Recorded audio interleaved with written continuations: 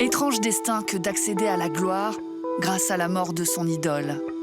Comme si tout un public avait désigné Jean-Baptiste Guégan, réincarnation officielle de Johnny Hallyday.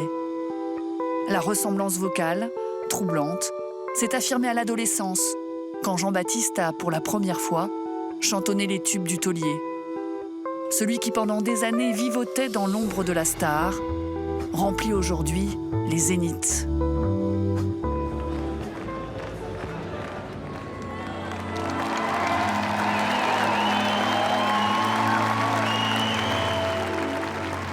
Et on a tous quelque chose en nous de Tennessee, cette volonté de prolonger la nuit, ce désir fou de vivre une autre vie, ce rêve en nous avec ses mots à lui, quelque chose en nous de Tennessee.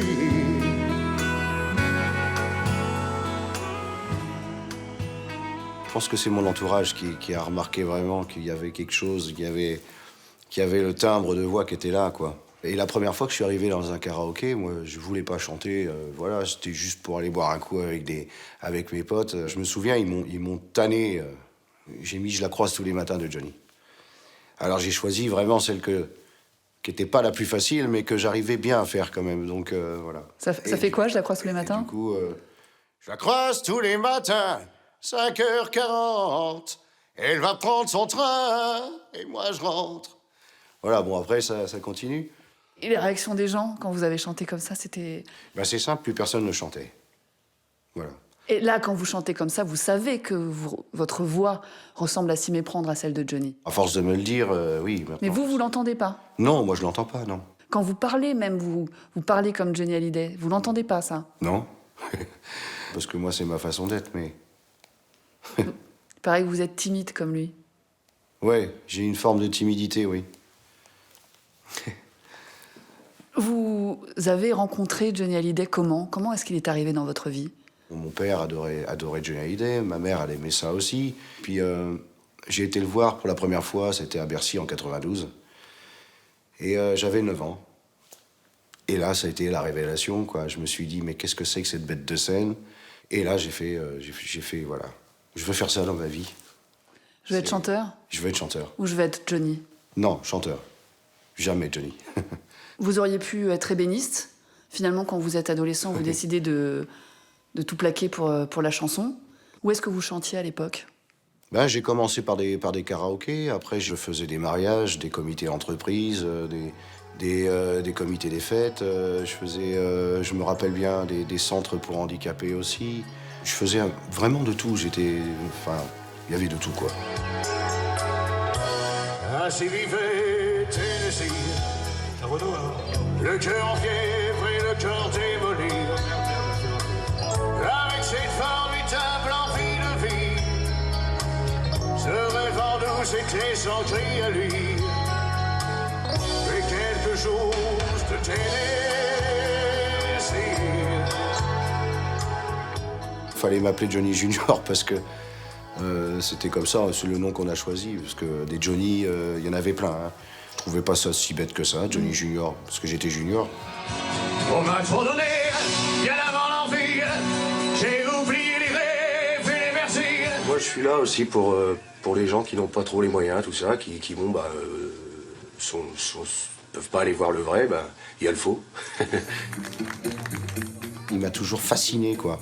J'avais Johnny dans la tête comme ça tout le temps. Et tout ce qu'il pouvait faire, il fallait vraiment que je puisse reproduire ça. Parce que pour moi, c'était quelque chose d'impressionnant, Johnny. Je pense que ça a été lui, mon prof de chant, en fait. Ça vous plaisait, cette vie dans l'ombre? Moi, je m'en contentais très très bien au début.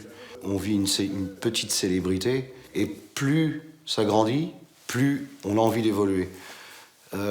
Chose qui a un moment où on ne peut plus évoluer, parce qu'on n'a pas les portes qui s'ouvrent, on n'a pas cette opportunité, on n'a pas cette chance.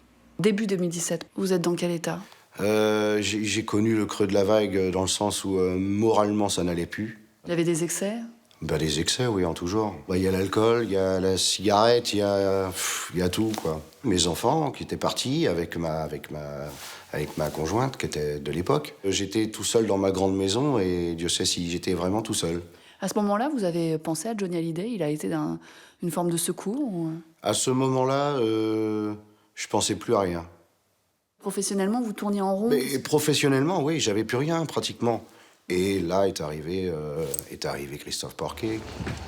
Christophe Porquet est producteur et il voit grand pour Jean-Baptiste Guégan.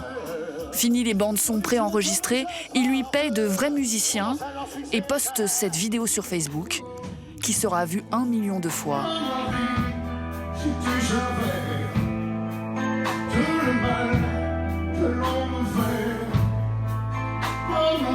3 mois plus tard, un événement va donner à sa carrière une nouvelle dimension. C'est un pote à moi qui est aussi très très fan de Johnny et qui m'a appelé. Il me dit « JB, Johnny est décédé ». Ça faisait déjà au moins 3 fois qu'on me disait que Johnny était déjà mort en l'espace de je sais pas combien de temps. Je savais qu'il était malade, mais je pensais pas que voilà, ça arrivait d'un coup comme ça. Et ici, effectivement, j'ai regardé BFM TV, puis je crois qu'il devait être 4h30 du matin, 5h. Et puis là, je me suis rendu à l'évidence. Je perds mon père spirituel. Voilà. Et puis de là, Christophe m'a appelé. Votre producteur? Ouais, Christophe m'a appelé. Et il me dit, je te remets un billet de train et là, tu viens, tout de suite. Et c'est là que les affaires s'emballent pour vous, presque. Et là, c'est parti. La fusée avait commencé à se mettre en marche.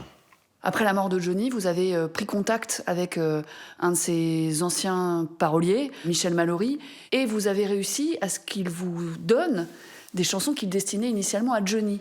Je suis allé le rejoindre là-bas encore, chez lui, à l'île Rousse. Michel ne voulait pas entendre parler de sosie, ni vocal, ni physique, ni quoi que ce soit. C'était pas du tout le moment. Il venait de perdre, Johnny Hallyday, 50 ans d'amitié, c'est pas rien. Et ça s'est passé sur le bateau, parce qu'on était invités à manger sur le bateau à l'île Rousse, avec Michel et un ami à lui. Et là, je fais une petite surprise à Michel.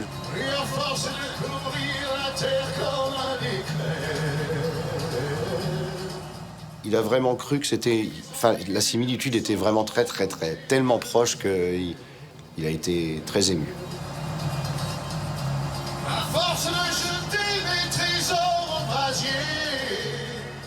De là, tout s'est enchaîné, tout s'est fait. Il a accepté le projet qui s'est fait pour aller à Nashville enregistrer ce fameux album. Je ne le connaissais pas. Et moi, j'arrive là, je fais mon premier album chez Michel Mallory. Je me rappelle, c'est la même chose. J'ai le même.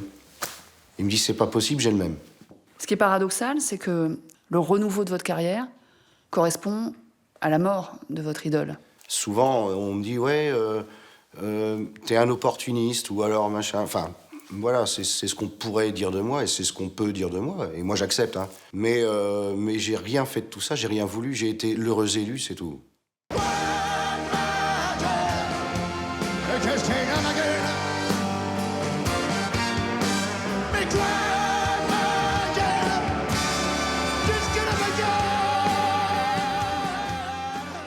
Il y a beaucoup de gens qui viennent vous voir à la fin du concert en disant « vous le faites revivre ». Je fais revivre personne. Je suis juste là pour le perpétuer, s'il faut. On a un petit laps de temps, c'est tout. Certaines personnes vous appellent Johnny, certains fans. Certains m'appellent Johnny. Ouais, oh, ça se fait de plus en plus rare. Ça vous gêne? Oui, maintenant, oui. Mais y a quelque chose d'assez mystique derrière tout ça, et ça, j'y peux rien. Je pourrais pas l'enlever. Est-ce que vous savez ce que David Hallyday et Laura Smet pensent de ce que vous faites? Je sais que David Hallyday me soutient sur le projet. Mais sans plus. Après, je n'ai pas de relation du tout avec David ni Laura. Mais je sais ils aiment ce que je fais, voilà. Et Laetitia Hallyday? J'ai absolument pas de nouvelles de Laetitia. Déjà, je ne la connais même pas. Elle a le droit de pas aimer. Son manager, ou peu importe, n'ont le droit de pas aimer. Je veux dire, ils ont le droit de pas aimer. Moi, je m'en fous, en fait, on va dire. Qu'est-ce que vous voudriez lui dire à Laetitia Hallyday? Rien, que si elle a envie de venir me voir en spectacle, eh ben, elle sera la bienvenue, tout simplement. Aujourd'hui, vous avez vendu 200 000 albums. Vous allez vous retrouver l'année prochaine à l'Accor Hotel Arena. On est très très loin des kermesses et des fêtes de mariage. C'est pas trop vite, trop? Ah bah si, tout est allé très très vite, mais je suis pas perdu. J'ai la chance d'avoir appris mon métier, d'avoir commencé, je dirais, crescendo, et d'être arrivé là aujourd'hui. Et je suis prêt à aller beaucoup plus haut s'il faut. Ça va être difficile d'exister sans lui, de s'imposer en tant que Jean-Baptiste Guégan? À partir du moment où il restera toujours dans ma tête, ça sera jamais difficile. Je pense qu'il est là. Voilà.